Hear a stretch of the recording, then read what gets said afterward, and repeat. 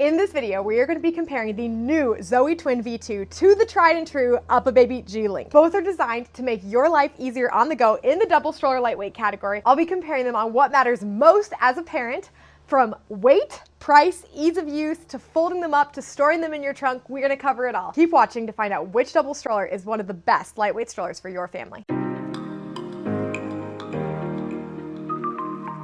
First, let me introduce myself. I'm Emily. I'm the stroller mom. I'm a mom of 3 and I test all of these strollers with my 3 children. I have a unique perspective as a parent and will hopefully help you decide which stroller is best for you. I also want to tell you that this video is completely unsponsored and all of these opinions are my own. So starting with price, the Zoe Twin V2 retails at $529, and with that you get the stroller, including the bumper bar, as well as a parent cup holder, 2 kid cup holders, and a snack cup. It also is available in 5 different colors. Whereas the UPPAbaby Glink is available in 2 different colors. It's priced at $349 and includes a parent cup holder. If you do plan on buying one of these strollers, be sure to shop through the links below. It helps support this channel so we can keep making content, and I have a discount code for the Zoe Twin, $15 off, added at checkout. Just be sure to click through the link below. Moving to weight, these are 2 of the lightest double strollers available on the market, and there's only half a pound difference between these 2. The Zoe Twin weighs 23 pounds, and the UPPAbaby Glink weighs 22.5 pounds. So not a ton of difference in these 2 strollers. Starting with the handlebar, the Zoe Twin V2 has a nice leatherette adjustable handlebar that is super easy to use and great for parents of varying heights, whereas the UPPAbaby Glink has 2 independent handles that are foam, which I don't love, both from like drying out and just longevity use. It also does not go all the way across, which is a little inconvenient when you're holding a child and trying to push the stroller, maybe speaking from experience. I also don't love that it's not adjustable. Now starting with the canopies, the UPPAbaby Glink has really nice quality materials. They have 2 colors that are available, so I have the black one here, and you can see that you can have both of these canopies individually out, and then it has this nice SPF extension that can either be tucked in or pulled out, which is pretty standard on most UPPAbaby strollers. In regards to the Zoe, it also has a great canopy and a slightly different way of the canopy extension. So you just unzip here and then pull that down, but they're pretty similar. There's not much difference in regards to how long the canopies are, so you get really good coverage there. A downside of the Glink canopies, though, is there is no peekaboo window, which is something that I think all strollers should have, so that's definitely a downside. Moving to the seat backs, both of these strollers have great seat backs, which make them great for tall toddlers. However, I will say both of these strollers, as they're sold, cannot be used till 3 months of age, and that is largely because they do not have full flat reclines. However, the Zoe has the slight leg up with their new V2 version, because now you can purchase infant car seat adapters to go on this stroller to be used from birth. The UPPAbaby Glink is not compatible from birth, so if you have 2 kids and you're hoping to use this straight when you bring your second child home from the hospital, you will not be able to. Their seat backs are really nice. Neither of these have no rethread, which is a slight downside in my opinion, but it's okay on double strollers. It's not as big of a deal. In regards to buckles, the Zoe Twins buckle is super easy to use. It's nice plastic. They actually upgraded their buckles. UPPAbaby's buckles have always been nice. They just do a really good job. While it's not magnetic, they're super easy to use. They have that 5-point harness, which is really great. There is an adjustable footrest on the Zoe, while there is not an adjustable footrest on the Glink. So they have this here, but it's kind of flimsy there, so it really doesn't do much. But it does have a good lower footrest, which in general, you're probably considering this stroller for an older toddler, so that would be sufficient. There's no bumper bar available for the Glink. So the Glink's accessories are basically this. They have like a rain cover, a parent little console thing, but there is not a ton of accessories available for the Glink, whereas for the Zoe Twin, there are a lot, from snack trays to car seat adapters to travel bags. There's just a lot of options available with the Zoe. Moving to the seat recline. So this is where you see that it's not a full flat, but they are almost identical on these strollers. So you can see here, my runaway stroller. Okay. You can see here that they both go back about the same distance. Now, the UPPAbaby has a unique handle in how it adjusts, which is really nice. So you use this handle here, you pull it down, but then you also can push it up, which is like a really nice mechanism, and I like UPPAbaby's quality in that. Again, that kind of goes to the UPPAbaby brand.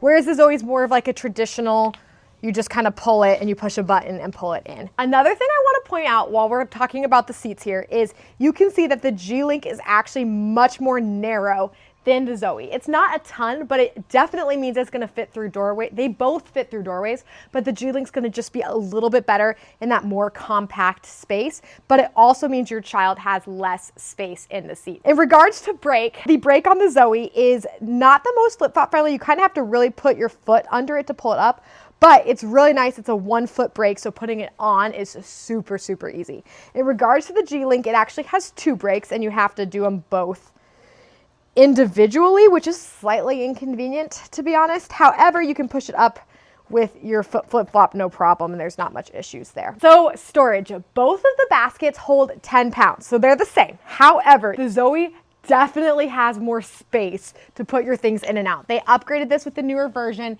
You have these little flaps here that can go back or in. It's super easy to access. Whereas with the design, kind of the umbrella stroller fold, the G-Link is just kind of complicated, right? It's really hard. You can see here that like just really hard to get your diaper bag in there. You probably need a really small one. Now, both of these strollers do have a nice little pocket, and the UPPAbaby's is definitely larger.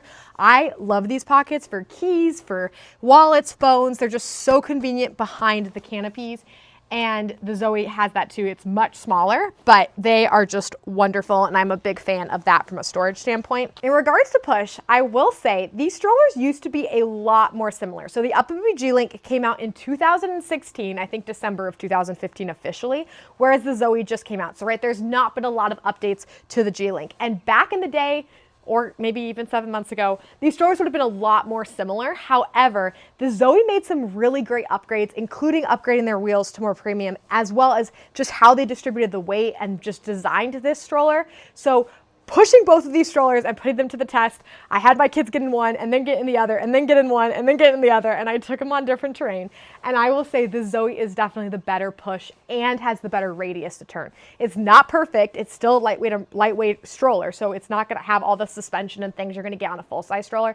But of these two, the push is definitely better on the Zoe. And the Zoe also sells all-terrain wheels that can be bought separately for this stroller on top of the ones they have. I've not tested them yet, but I have heard really good feedback on them from parents. So that's another positive towards the Zoe. All right, so the part you've been waiting for, how do these strollers fit in your trunk? Because you're probably looking for something that's really easy to get in and out of your car, and that's why you're looking at the lightweight category. So let's start with the Zoe on fold. So all you have to do is grab these 2 handles in the seat. However, I have found that the stroller folds much better if you put the seats in a reclined position. So slightly inconvenient, but not terrible. And then you just pull these 2 straps and it folds. Neither of these strollers really stand up on their own. Well, the G-Link definitely doesn't. So that's kind of how it folds. And then obviously you can take the bumper bar off. So then to open it, you're gonna pull the latch here, which mine on one side, and then just pull it open. And it really is easy to open and close. And then obviously you probably pull your seat backs up. There, let's check out the G-Link now. All right, so the G-Link, you do not have to recline your seats. You just pull this little trigger thing, push this button and pull the trigger. And then you just kind of like, you have to put your foot here. Push it in and down. So it's not bad. And then it latches on both sides. The other thing I love about the G-Link is it has a nice little handlebar, which just makes it easy to lift. And it has a really compact fold. Like that is much smaller than the Zoe. You can see here in these videos that how they both fit in the trunk. So one of the benefits of the G-Link is if you have a really small trunk or you're trying not to give a lot of your trunk space away, the G-Link does have a slightly more compact fold. So then to open it, you actually can kind of pull it up this way. And there's 2 latches on both sides. Now these latches, I will say I'm very impressed in the quality of these latches. They're not just like a fall together latch. They're very upgraded for 2016. I'm very impressed. So then you just kind of let them fall. And then something super unique is you actually put your foot on this little pedal on the back here and then push it open until it latches. So super unique, and that is how you open the G-Link. So which one of these strollers is the better lightweight stroller? The Zoe Twin has so many amazing features and upgrades that they made in the V2 version that in general, it wins almost all scenarios over the G-Link. The G-Link is still a good quality option in the lightweight category, but if you're looking for things like infant compatibility, better basket storage, better push, the Zoe is the clear winner. You are paying $179 more to get some of those benefits, but also the accessories and things like that that are available to you are just a really nice add with the Zoe. If you do decide to buy one of these strollers, be sure to shop the links in the description. We do make a small commission on both of these strollers, and I have a $15 off code for you if you decide to buy a Zoe stroller, and this works on any of their strollers by using the link below. Be sure to check out my full review of the Zoe Twin because there are things that I couldn't even cover in this video, which I will put in the link below or in the pop-up here. Thank you so much for watching. We'll see you on the next video.